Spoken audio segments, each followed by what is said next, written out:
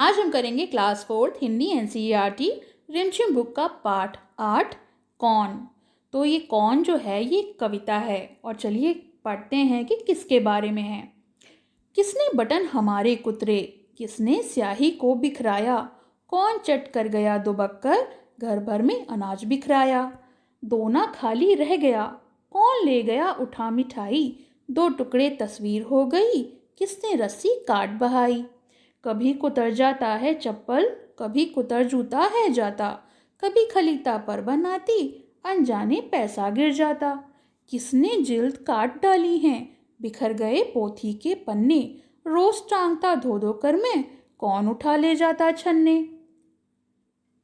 कुतर कुतर कर कागज सारे, रद्दी से घर भर को जाता, कौन कबाड़ी है जो कूड़ा दुनिया भर का घर भर जाता। कौन रात भर गड़गड़ करता, हमें नहीं देता है सोने, खुर खुर करता इधर उधर है, ढूंढा करता छिप छिप कोने।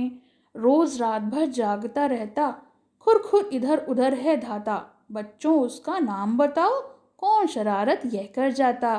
तो कविता पढ़ के तो हमें भी समझ में आ गया है कि ये सब चूहे की कारस्तानी है और ये कविता के रचयिता हैं सोहन लाल द्विवेदी। चलिए यहाँ पे मैं आपको थोड़ा सा बता दूं कि किस शब्द का क्या मतलब है। तो बटन कुतर जाता है, आपने देखा होगा कि जो कपड़े हैं उनको कुतर देता है और स्याही को बिखरा देता है, और जो घर भर में अनाज होता है जैसे गेहूँ दालें वो सबको बिखरा देता है कुतर कुतर के। दोना होता है जो कागज़ का या फिर पत्ते का बना हुआ कटोरी होती है उसे कहते हैं दोना, और उसमें जब हम मिठाई रखते हैं तो वो उठाकर ले जाता है। तस्वीर के भी टुकड़े कर देता है और कभी कभी तो रस्सी भी काट देता है। चप्पलें कुतर देता है, जूते कुतर देता है। खलीता होती है थैली या फिर पॉकेट, जिसको कुतर दे तो पैसों पर बनाती है, क्योंकि जब हम फटी हुई जेब में पैसे रखेंगे तो पैसे तो गिर जाएंगे। और जिल्द होता है किताबें कॉपियों का कवर, और जब पोथी के पन्ने या फिर जो कॉपी हैं उनके कवर को काट देता है तब भी बड़ी दिक्कत हो जाती है। और जब हम छन्ने धो धो के टांगते हैं तो उसको भी उठा के ले जाता है।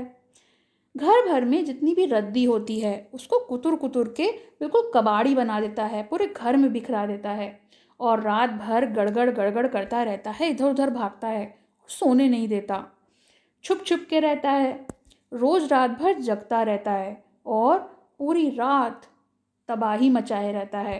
बच्चों, उसका नाम क्या हो सकता है? तो मैंने जैसे अभी आपको बताया कि ये शरारत कौन करता है? चूहा। तो चलिए इसके हम लोग प्रश्नोत्तर भी देख लेते हैं। प्रश्न 1, कविता पढ़कर बताओ कि यह शरारती जीव घर में कहाँ कहाँ गया।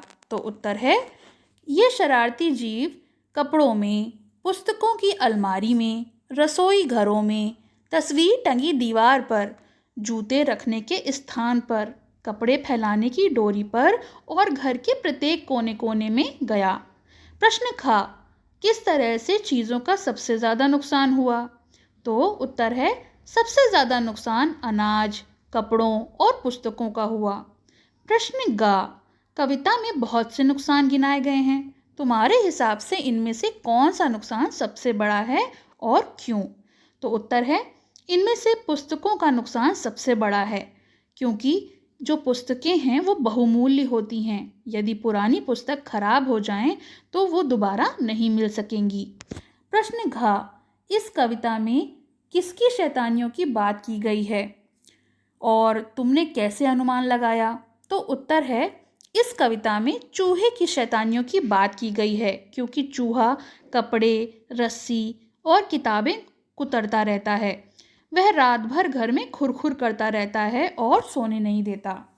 तो ये प्रश्नोत्तर हो गए, और आपको कविता कैसी लगी ये ज़रूर बताएं। पसंद आया हो तो लाइक करें, शेयर करें और चैनल को सब्सक्राइब करें।